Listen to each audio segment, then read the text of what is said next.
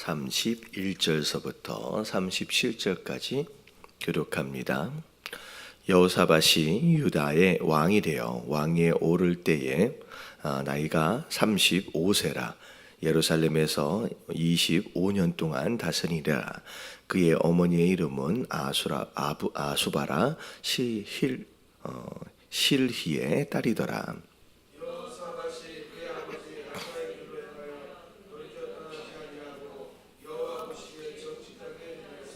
산당만은 철거하지 아니하였으므로 백성이 여전히 마음을 정하여 그들의 조상들의 하나님께로 돌아오지 아니하였더라.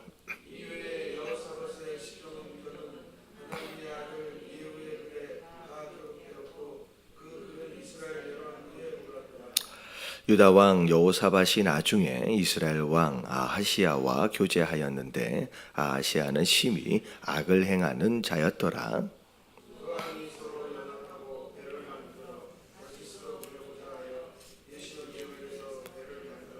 같이 봉독합니다.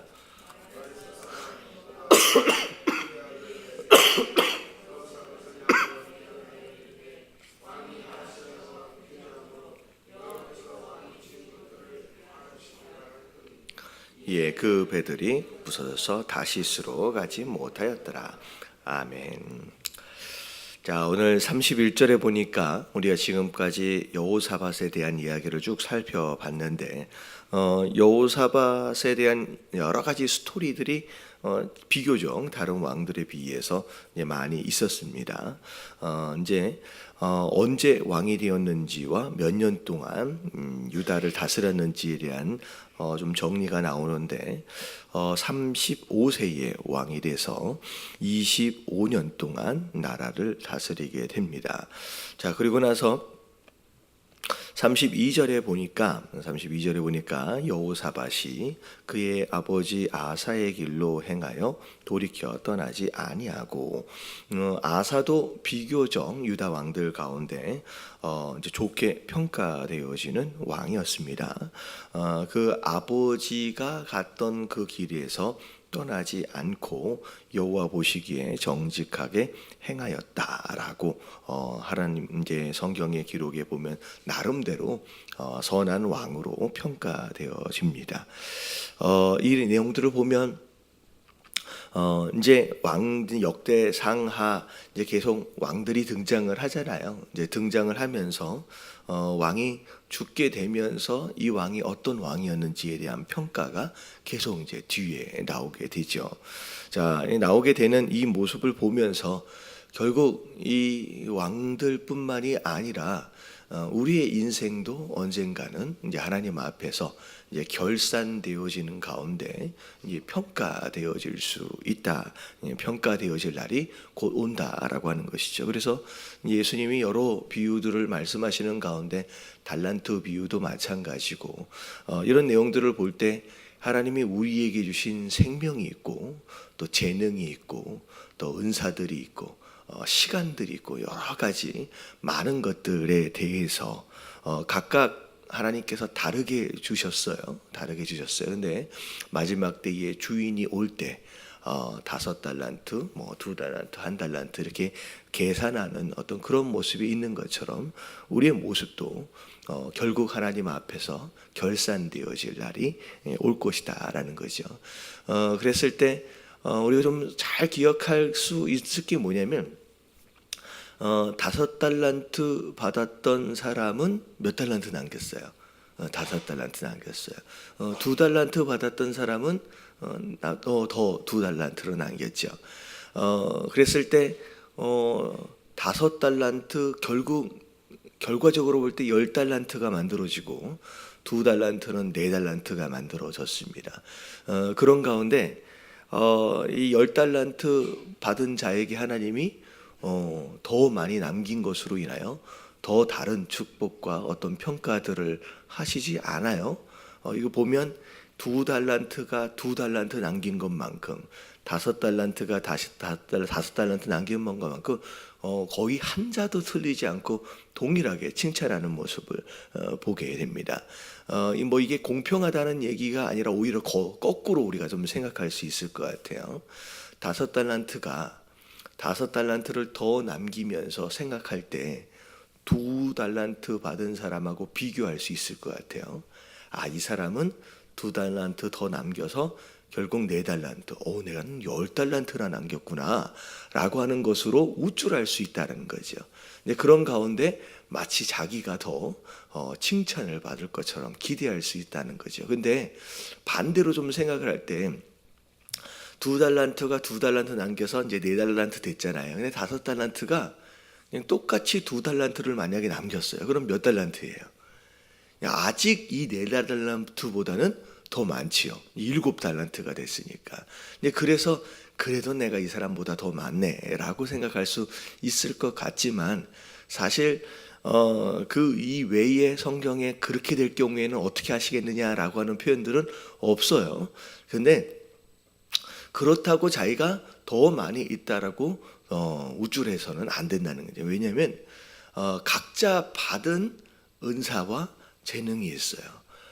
다른 사람들하고 비교하지 말라는 거지. 비교하지 말고 내가 할 수 있는 최선의 것을 남기는 것이 굉장히 중요해요.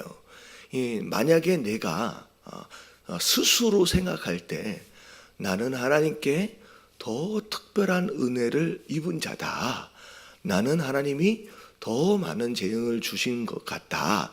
여러분 이렇게 축복과 은혜와 재능과 은사와 이런 부분들에 대해서 더 많이 받은 것 같은 느낌이 들어지는 자는 여러분 어떻게 해야 돼요? 비교해서는 안 돼요. 내가 저 사람보다 그래도 난 더 잘하지 라고 하는 가운데 우리가 게을러지면 안 된다는 거죠. 받은 것만큼 더 많이 받은 것만큼 우리가 더 많이 할 필요가 있어요. 이게 굉장히 중요한 개념입니다. 꼭 이만큼 많이 남겼던 사람들이 좀 요만큼 남긴 사람들하고 비교해 가지고 이 정도면 됐지라고 게을러지기 일쑤인데 그렇게 되어지면 안 된다라고 하는 것이죠. 어떻게 보면 왕으로서 어떻게 보면 일반적인 백성들보다 훨씬 더 큰 은혜를 받은 자입니다. 백성들보다 내가 좀 더 많이 했다고 해서 우쭐해질 필요는 없다는 거죠. 주신 자리에서 받은 것만큼 그만큼 하나님께 열매를 맺도록 하기 위한 그런 노력들을 나름대로도 할 필요가 있다라는 생각을 해보게 되죠. 자, 그러면서 결국 이 여호사밧도 마지막 때에 보니까 자 이제 정직했다라고 이제 좋게 평가되어지는 모습을 통하여 우리도 결국은 그렇게 평가를 받게 될 것입니다. 자, 근데 이제 행하였으나라고 나와서 이제 그러나라고 이제 33절에 보니까 산당만은 철거하지 이제 못했다라고 나옵니다. 이제 이 11기 상하도 그렇고 역대 상하도 그렇고 이 산당에 대한 내용들이 이제 자주 이제 등장을 합니다. 대부분의 왕들이 이 산당을 철거를 이제 못해요. 왜냐하면 이 산당들이 어떤 이제 역할을 했느냐? 이스라엘 안에도 뭐 유다 안에 사실 성전이라고 할 수 있는 것은 이제 하나밖에 없어요. 예루살렘 안에. 이제 그러다 보니까 이제 이스라엘 백성들, 유다 백성들이 매번 이 예루살렘까지 가서 기도하고 가서 예배하기가 이제 쉽지 않았던 거죠. 그래서 동네에 하나씩 뭐 이런 식 뭐 선앙당처럼 뭐 옛날에 그런 것처럼 그런 것들을 하나씩 만들어서 굳이 예루살렘까지 가지 않더라도 가까운 곳에서 기도하고 가까운 곳에서 예배할 수 있으면 좋겠다라고 그들의 편의에 의해서 이게 이제 만들어진 겁니다. 어떻게 보면 이유나 이제 원인으로 볼 때는 그렇게 큰 문제는 아니었을 것 같아요.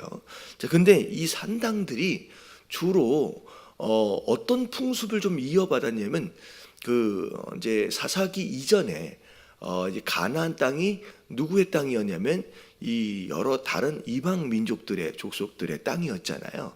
가나안 원래 족속들이 그런 식으로 산당들을 지어놓고 이방신과 우상들을 그들의 토속 종교들을 섬겼다라고 하는 것이죠. 근데 이 토속 종교들을 섬겼던 그 모양을 그대로 그냥 전통처럼 물려받으면서 그냥 그 장소에서 함께 또 기도도 하고 또 하나님께 예배를 드리는. 그러니까 이게 어떻게 보면 하나님을 믿는 그 신앙과 그 전통적으로 내려오는 토속 신앙이 이 산당이라고 하는 것에서 이상하게 이게 섞여져 있는 거예요. 그래서 하나님을 섬기는 예배하는 그런 모양대로가 아니라 토속 종교를 굉장히 닮아 있는 그런 예배의 모습들. 그러니까 우리가 이제 한국인 그 무속 신앙이 있잖아요. 무속 신앙이 있고 유교 신앙이 있고 이게 우리 한국 민족 혈통 안에 그냥 아주 이렇게 잘 뭐라 그럴까요? 이미 익숙해져 있어서 기독교가 우리 안에 딱 들어왔는데 어떻게 섬기느냐? 이 기독교를 우리가 익숙해 있는 이 무속 신앙과 이 유교 신앙하고 이게 짬뽕이 돼가지고 섬기는 이런 형태들이 사실 우리 안에 많이 있었거든요. 그래도 요즘에는 많이 좀 탈피를 하는 것들이 있는데 예전에 한 30-40년 전만 해도 이거 굉장히 이게 무속 신앙인지 토속 신앙인지 기독교인지 헷갈리는 어떤 그런 모습들이 있었다는 거죠. 이 남미 같은 데를 보면 그들의 무속과 그들의 토속 신앙과 기독교가 섞여가지고 그들이 뭐 천주교를 믿는 것 같은데 천주교 이렇게 그림들을 이렇게 그러다 보면 그 밑에 이렇게 마리아가 막 뱀을 밟고 있고 이런 형상들이 되게 많아요. 그것은 이게 전통적인 기독교 신앙이 아니라 그들의 토속 신앙하고 섞여 있는 겁니다. 근데 이 산당이 이스라엘 민족들, 유다 민족들이 그런 존재였어요. 그들의 토속과 무속 신앙을 버리지 못하고 가나안 땅의 어떤 그런 우상 숭배의 모습을 버리지 못하고 애매하게 섞여 있는 그런 모습들이 있었다는 거죠. 근데 이게 철거되지 못하고 결국은 그게 계속 이 유다 땅 안에 남겨져 있었다라는 거죠. 그래서 우리가 이 내용들을 보면서 뭘 기억해야 되느냐? 자, 우리가 이게 옳다라고 여기고 있는 가치관들이 있어요. 근데 이 가치관이 과연 성경적인 것이냐, 아니면 이런 산당들처럼 무의식 중에 내 삶 가운데 그냥 스며들은 어떤 전통이나 어떤 유교적인 사고방식이나 아니면 어떤 이런 것들에서 그냥 익숙해져 버린 것이냐라고 하는 것들을 굉장히 짚어볼 필요가 있다는 거예요.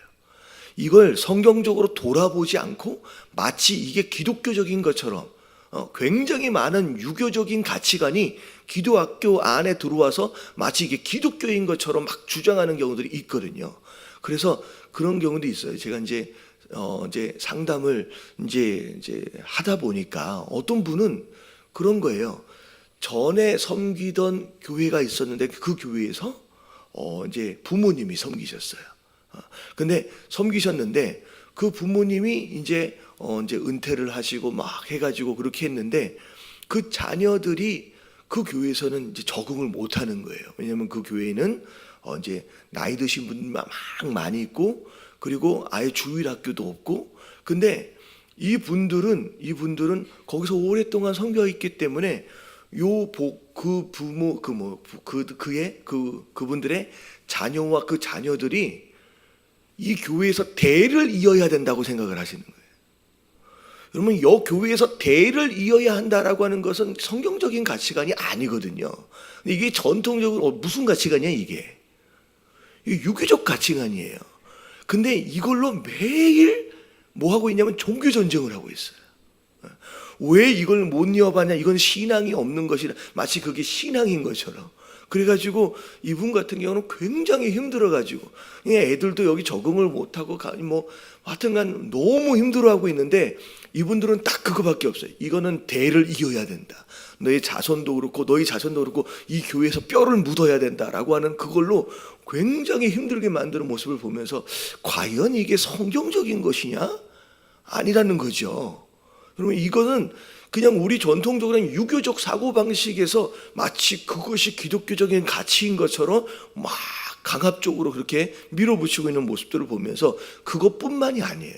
그것뿐만이 아니라 우리가 조금만 생각해 보면 이게 아닌데, 이게 성경에 나와 있는 내용이 아닌데 그걸 막 고지식적으로 막 주장하고 이런 경우들이 있다는 거예요. 그래서 우리가 무엇인가를 주장하기 전에 이게 성경적인 것인지 아니면 그냥 내가 익숙해져 있는 우리 집안의 전통인지 아니면 우리 한국 민족의 어떤 이제 무속 신앙인지 유교 신앙, 유교적인 어떤 가치에서 그냥 익숙해진 거지 이게 분별할 필요가 있다라고 하는 거예요. 그러면 이게 이제 성경적인 근거 안에서 말씀 안에서 분별되지 않은 것이 있다라고 한다면 여러분 절대 주장하지 마시게 되길 주님의 이름으로 축원합니다. 그리고 되게 중요한 게 뭐냐면 기독교적인 성도들의 마음은요, 하나님 말씀에 분별이 되어지면 고집 부리면 안 돼요. 말씀을 통해 분별이 되어지면 고집 부리면 안 되고 체면 차리지 말고 이게 아니었구나 라고 바로 뭐라 그럴까요? 바꿀 수 있어야 돼요. 여러분 이게 굉장히 중요한 거예요. 여러분 이게 분명히 말씀 안에서 이게 아니구나 라고 하는 게 보임에도 불구하고 이걸 계속 고수하고 있으면 우리의 삶은 변하지 않는다라고 하는 거예요. 성도 되어지는 삶은 말씀에 조명하여 볼 때, 하나님 성령에 의해서 조명되어질 때 이게 아니구나 라고 하는 것을 분별하는 순간 이게 바꿀 줄 아는 것이 이게 굉장히 중요한 신앙의 가치인 줄로 믿습니다. 사실은 저도 그래요. 제가 한 5년 전에 제가 설교를 할 때의 설교의 내용과 지금의 설교의 내용이 많이 다릅니다. 그때 뭐 다른 복음을 증거했던 거는 아니에요.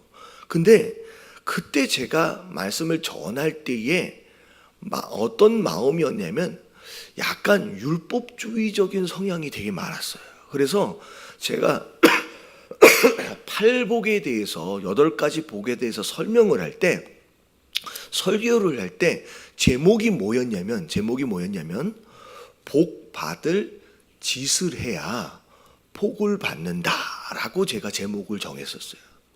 그래서 팔복에 대한 말씀을 쭉 읽으면서 이게 일반적인 많은 한국 교회가 가지고 있는 이 신앙관이에요. 어떻게 해야 복을 받는다 이 개념, 원인과 결과에 대해. 그러니까 저도 거기에 이미 익숙해져 있기 때문에 제가 그 본문의 말씀을 그렇게 설교를 했습니다. 근데 제가 시간이 지나가면서 그 설교를 계속 하고 있는데 제 마음 가운데 굉장히 불편함이 있는 거예요. 그러니까 이렇게 해야 이렇게 복을 받는다. 근데 결국은 그 설교의 마무리는 그것의 반대로 변했어요. 하나님의 은혜를 주시는 가운데 제가 깨달음을 얻는 순간 처음에는 복 받을 짓을 해야 복을 받는 줄 알았는데 나중에 보니까 성경을 보니까 오히려 그게 반대더라고요. 뭐예요? 복을 받아야 복 받을 짓을 해요. 성경을 보면 하나님이 누군가를 택하시고 인도하실 때 뭘 먼저 약속하세요? 복을 먼저 말씀하세요. 복을 먼저 받은 자가 결국은 그 복을 받을 짓을 해 가기 시작하더라고요. 그래서 결국 맨 처음에 제가 목회를 시작하면서는 율법주의적인 성향 안에서 이래야 복을 받고 저래야 복을 받고 그렇게 제가 말씀을 이제 전하면서 시작하다가 점점 말씀을 보면서 깨닫는 게 뭐냐면 내가 뭘 해야 복을 받는 게 아니라 내가 복을 받아야 하나님께 은혜를 입어야 그렇게 삶을 살아갈 수 있는 사람들이 되어지구나라고 하는 걸 깨달으면서 그냥 제가 바뀌어가는 거예요. 이게 말씀을 통하여 깨달아져 가는 것을 통하여서 고집 부리지 말고 내가 안에서 내가 계속 변화되어져 가는 거예요. 여러분 우리의 신앙도 우리의 가치관도 이런 말씀에 근거한 것이 아니다라고 한다면 절대 고집 부리지 마시고요. 말씀을 통하여 분별되어진 것이 있다라고 한다면 바로바로 변화되어질 수 있는 여러분 그런 겸손한 마음들이 우리 안에 있어야 되는 줄로 믿습니다. 결국은 이 산당 제거되어지지 못하고 이게 계속 유다 민족들에게 올무로 남겨져 있는 아쉬움이 되어집니다. 자, 그리고 나서 34절에 보니까 이 내용들이 열왕기에도 다 기록되어져 있다라고 나오게 되죠. 자, 자, 그리고 나서 자, 이제 마지막 정리가 되어진 듯 했다가 이제 35절에 보니까 자, 이 여호사밧이 누구하고 교제하기 시작했어요? 이스라엘 왕 아하시아하고 교제하기 시작합니다. 그럼 이 아하시아는 이 북이스라엘 아합의 아들이에요. 이게 이 아하시아는 이게 뒤에 나와 있는 것처럼 아합 아버지처럼 악을 행하였다라고 나와 있어요.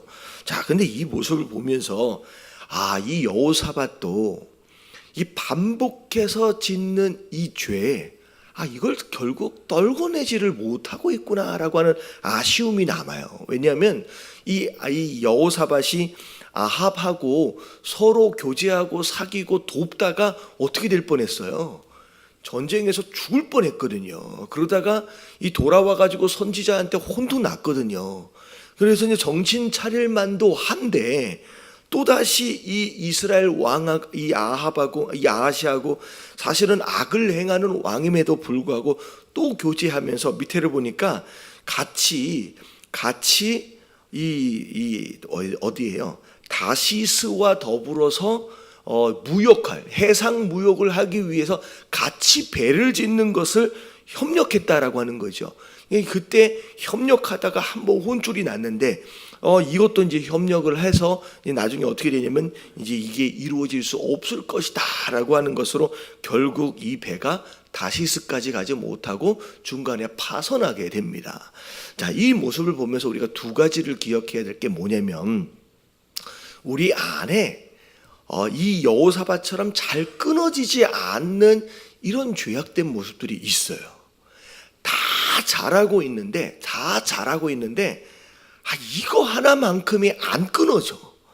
이게 나쁜 습관일 수도 있고요, 나쁜 어떤 가치관일 수 있고요, 어떤 마음일 수도 있고, 이게 잘 안 끊어져 가지고 결국은 이 여호사밧이 마지막까지 이것을 끊어내지 못해서 결국 되게 아쉬운 모습들을 많이 남기거든요. 우리 안에서도 마찬가지예요. 우리 안에 끊어지지 않는 이런 잘못된 것들이 있다라고 한다면 이것을 빨리 끊어낼 필요가 있습니다. 이게 10년 전에도 그렇고 20년 전에도 그렇고 계속 이것 때문에 고생하고 있으면서, 그리고 전에 교회에 있었던 그 전에 교회에 있었던 이것 때문에 계속 고생하고 있으면서도 이것을 끝까지 털어내지 못하고 그냥 안고 가면서 계속 같은 문제 가운데 힘들어하는 사람들이 있다는 거죠. 이걸 끊어내지 못하면 그냥 평생 가져가는 거예요.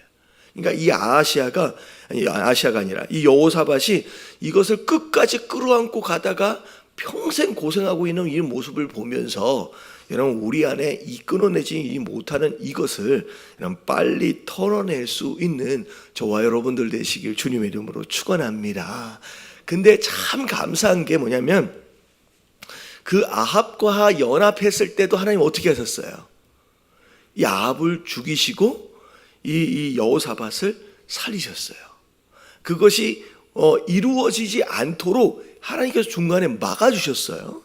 그리고 이 사건도 아하시아하고 같이 연합해서 배 만들 때도 그것을 이루도록 하시지 않고 중간에 하나님이 끊어내시고, 그리고 하나님께서 여호사밧을 또 보호하십니다. 그러니까 이게 참 하나님의 은혜인 것 같아요. 비록 끊어내지 못한 것으로 말미암아 굉장히 이 무거운 짐들을 지고 가고는 있지만, 그래도 여호사밧이 하나님을 향한 그 마음이 있는 것으로 인하여서 하나님이 정말로 끝까지 가버리지 않도록 중간에 이렇게 막아주시는 모습들을 보면서 우리의 삶을 지켜주시는, 우리의 삶도 아마 여러분들이 많이 느끼실 거예요. 내가 정말 신앙생활 하다가 잘못된 길로 갈 때가 있어요, 없어요? 있거든요. 근데 신기하게 그 잘못된 길로 가버리지 않도록 하나님께서 중간에 매를 드시든지 뭘 하시든지 탁탁 중간에 막아주시는 이런 모습들을 보면서 그래도 그런 것 같아요. 참 감사한 게 하나님이 그래도 나를 지키시고 계시는구나, 보호하고 계시는구나. 그래서 내가 여기까지 온 것도 누구의 은혜인 거예요? 하나님이 다 막아주셔가지고 그냥 여기까지 온 거예요. 이게 얼마나 감사한 것인지. 그래서 저는 그래요. 자, 우리가 실수하지 않으면 너무 좋아요. 우리 안에 이 무거운 짐이 족쇄처럼 이거 끊어내지 못하는 이거 있잖아요. 이거 다 끊어버리면 진짜 좋을 것 같잖아요. 근데 이게 참 안 끊어져요. 여러분, 이 왕들의 모습들을 보면서 이걸 완벽하게 끊어낸 왕이 단 한 명도 없습니다. 이 나쁜 습관, 나쁜 가치관, 나쁜 무엇인가를 완벽하게 끊어내버리는 왕은 단 한 명도 본 적이 없어요. 이걸 끊어내야 한다라고 하는 걸 우리가 알지만 이게 우리의 연약함인 거예요. 이걸 끊어내지 못하고 평생 끌어안고 가요. 첫 번째, 우리가 이걸 끊어내는 노력을 해야 합니다. 그렇지만 이걸 끊어내지 못함에도 불구하고 끝까지 우리를 사랑하셔서 그 은혜 가운데 품으시는 가운데 이걸 막아서까지 우리를 그의 선한 길로 인도해 가고 계시는 그 선하신 하나님의 모습을 생각할 수 있다라고 한다면 어쩌면 오늘도 우리의 결단과 더불어 사실 역시 하나님 감사합니다 라고 생각할 수밖에 없다라고 하는 거예요. 여러분, 오늘도 하나님 제가 혹여나 나쁜 길로 가려 할 때라도 하나님 제가 가지 않을 수 있는 사람이 되게 하여 주시옵시고, 가더라도 하나님 또 막아주시고 또 붙잡아 주셔서 하나님이 정말로 원하시는 대로 끝까지 그 길을 갈 수 있는 성도들이 될 수 있도록 해달라고 오늘도 또 하나님의 은혜를 구하면서 이 하루를 시작하기를 바랍니다. 우리 다 같이 주님 한번 부르짖고 통성으로 기도합니다. 시작.